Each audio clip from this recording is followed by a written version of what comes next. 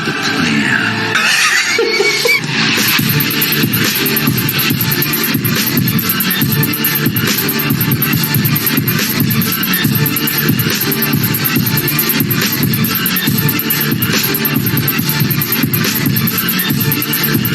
People don't like you for being yourself.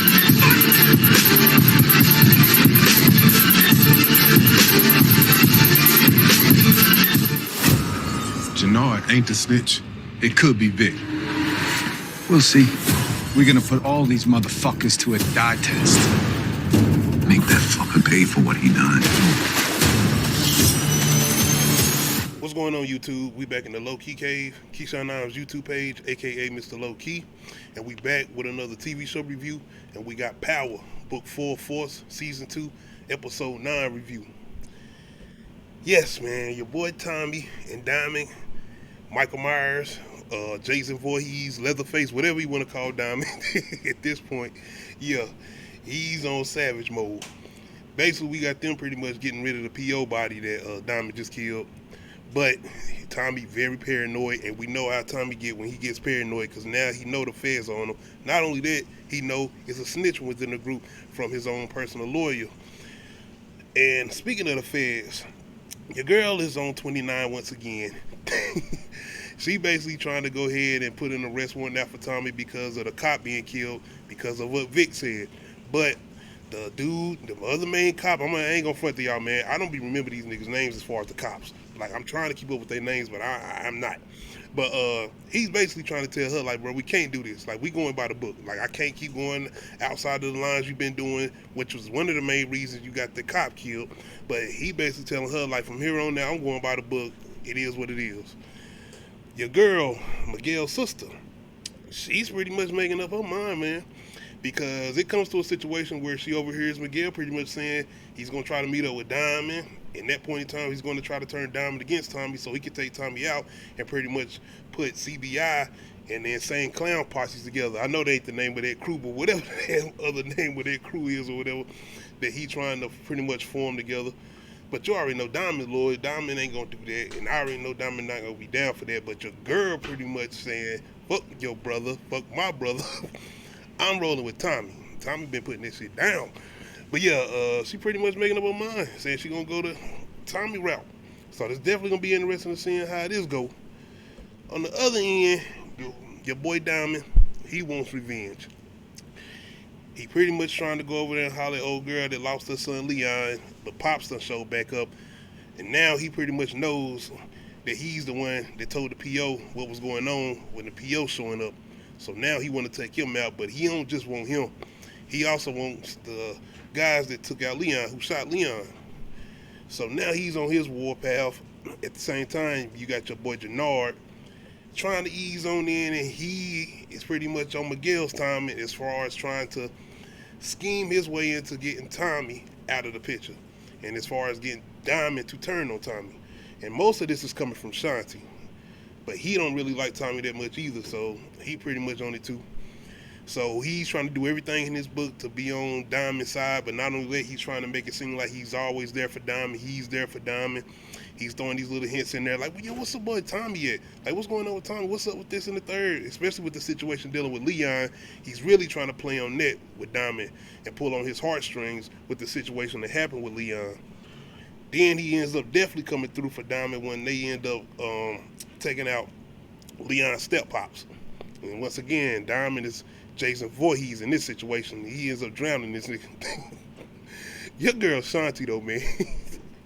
Bro, she is really, once again, I'm gonna have to apologize because I ain't really seen her do any demon activities, because I've been kind of hinting towards her being Jukebox 2.0 because of her attitude and, you know, her demeanor and everything, especially when the way she be talking to Jannard, because she just be like, she wear the pants in a relationship on some shit, like a little bit, like especially when he starts saying some shit she don't like, because Jannard basically like, you know, Diamond, like, and I knew he was gonna get to this point. That's his brother, and I think that's why we kind of hinting towards maybe him killing Shanti, but I think Shanti might end up killing Jannard.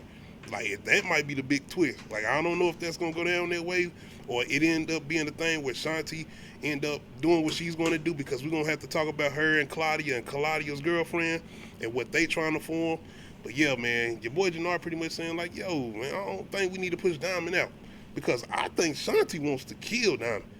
I'm straight. I don't think she's on some like just get Diamond out of here as far as them taking over CBI and running the business. No, I think she wants to kill Diamond and kill Tommy. I know she for sure want to kill Tommy, but I think she wants to kill Diamond. So I think it's gonna come to that where it's gonna be a situation where her saying, "Yo, I want to completely take him out," and that's where Jannard gonna draw the line.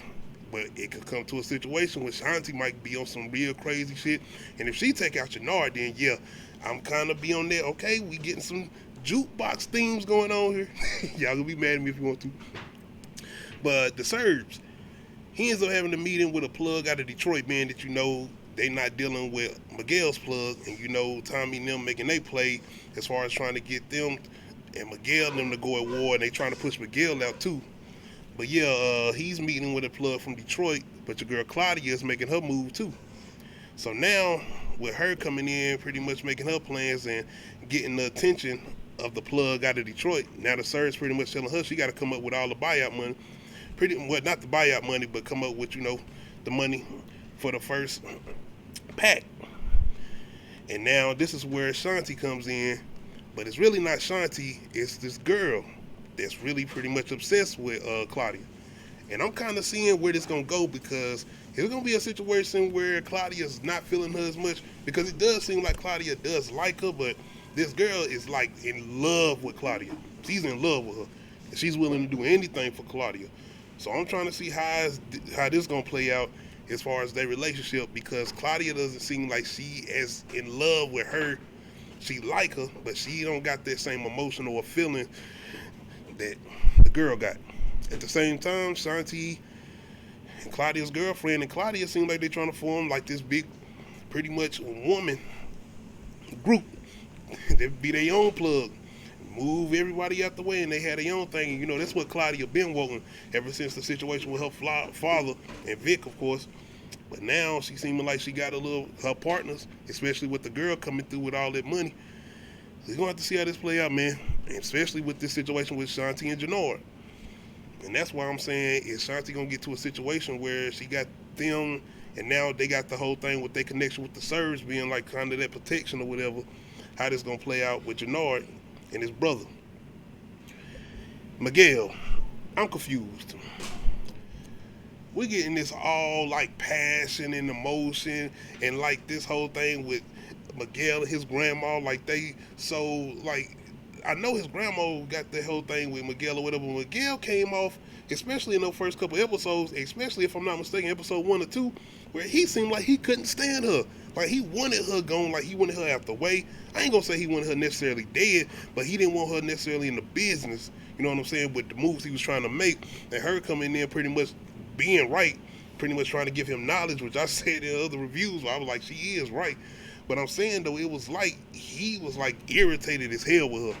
With all that being said, I'm not gonna say he wanted her dead, but they definitely was pushing it heavy in this episode as far as them and the whole thing with her giving him the shot, and the whole thing with him telling his plans about taking out Tommy and him trying to take over with the whole situation with Diamond and CBI and everything. But I didn't see this coming, and like I said, one thing I gotta give credit for as far as Power Book 4 and what they've been doing as far as season 2 is the bodies they've been catching. Like they've been taking niggas out each and every episode ever since I think D-Mac took out the cop. I think it was some bodies before the end, but oh yeah, Tommy did what he did in the first episode. But still, I'm talking about as far as characters, I've been thinking we getting set up for next seasons or whatever. I thought Miguel's grandmother was gonna be like a major player moving forward, possibly. I wasn't sure, but no, she's out of here. She ends up getting blown up in her car. So now we got a situation where Miguel is going to warpath, and now it's pointing everything towards the Serbs. The only thing is the Serbs has actually been meeting with one of Miguel's main guys, one of his main men. And I didn't know that was going on either, so that's kind of crazy, or I could have missed something. Y'all can let me know. Maybe I missed something. I didn't know that Miguel's main guy was meeting up with the Serbs or had some type of partnership with the Serbs or whatever. But yeah, so now Tommy and Diamond got this whole thing they can use for their main goal.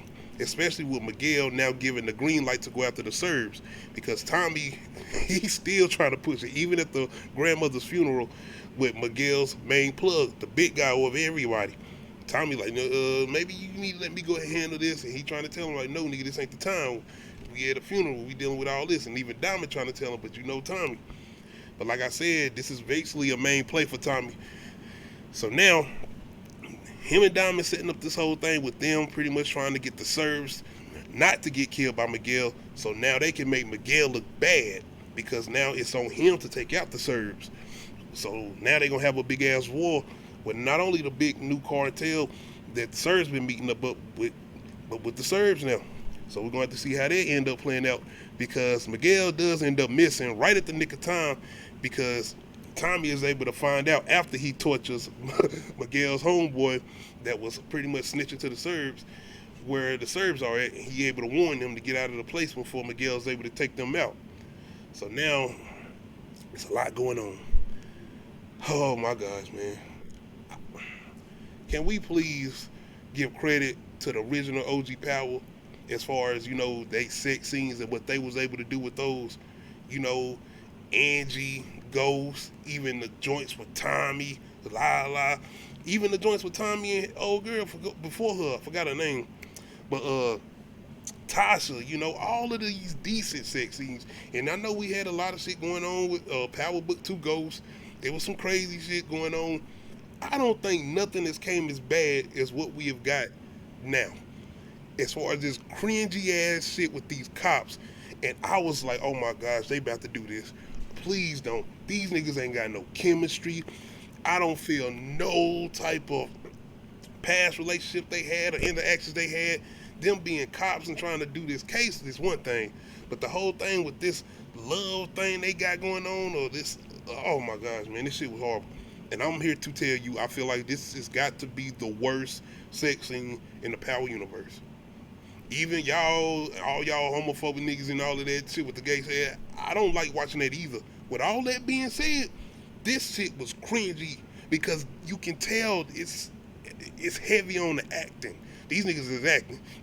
And I don't know if it's something for old girl being in the shot too, because that could have something to do with it too. I'm not being biased. I'm trying not to be at least. But I don't care what y'all say, man. Y'all let me know if this is the worst sex scene in the Power universe, because we didn't ask for this, and we definitely damn sure didn't need it. But outside of that goofy ass shit, because the cops pretty much end up trying to get, well, not trying, they end up getting a bug in Tommy's house by Victor. Outside of that, your boy D-Mac ends up running away from the home or boarding house that he was in or whatever for the children or whatever. So now JP got to go after his ass, but he ends up letting him know once JP finds him what he been going through up there. But not only that, the fact that JP pretty much gave him away twice, and the fact that he didn't stand tall and just be a father to him. Instead, he just pushed him out again, fend for himself again. And that's what D-Mac pretty much coming to with JP, and JP pretty much got to apologize like, yeah, you are right. Instead of just goddamn letting Tommy get in my ear, tell me what to do with you, I should have just stood up for you and been a father and said, no, I'm going to be his father. And I don't see how JP couldn't have done this, because the nigga, this is the first time I think this nigga has been at the house the whole season. He literally been in the house the entire season, like he was running from somebody, or like somebody was after them. Or as far as him, I don't know. But yeah, man, it was a good moment, especially with D-Mac. I'm going to give D-Mac the credit, because JP and his facial expressions getting on my nerves sometimes. But nah, man, at least he acknowledging, you know, his mistakes, and he's finally trying to seeing now that stop letting Tommy tell you what to do with your son. This is your son. You take control of that situation. He obviously wants you to, because that's D-Mac pretty much telling him, like, nigga, be a father. But outside that situation, man, your boy, Vic, Tommy ends up getting a phone call from the lawyer, because he's pretty much been putting some moves in and trying to find out, and the lawyer lets him know that she can do something with a phone, but she ends up figuring something out with the phone, and he been thinking it's Jannard the whole time as far as Tommy, but no, he figures out it's Vic. So now your boy is on his goddamn demon time, and now I'm thinking he's trying to make a move where he can take Vic out without setting the cops off, because now he know Vic is heavy in with the cops, and you know they're going to be immediately on him if something happened to Vic. So I know Tommy going to try to play this smart.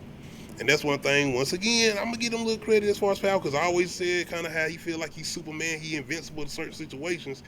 It does seem like is getting tight with this situation, but when the way he's maneuvering, like I said, the original Power, you seen how him and Ghost had certain things set up in case situations happen where they got caught by the cops or the ops, or certain things happen where they had to just completely drop everything and go.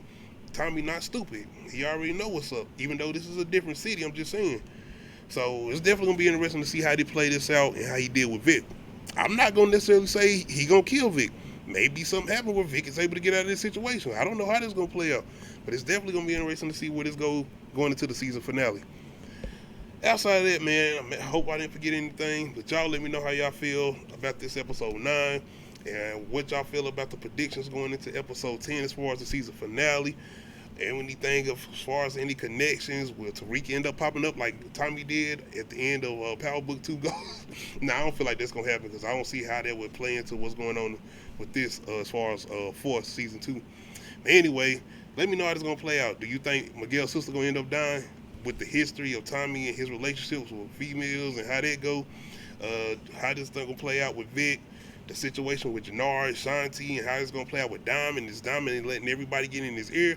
Or is he going to stay loyal to Tommy? How everything going to play out? Y'all let me know. Make sure you hit that like button. If you're not subscribed to the channel, make sure you hit the subscribe button. Make sure you hit that notification bell, let you know when I upload new videos. Other than that, we out.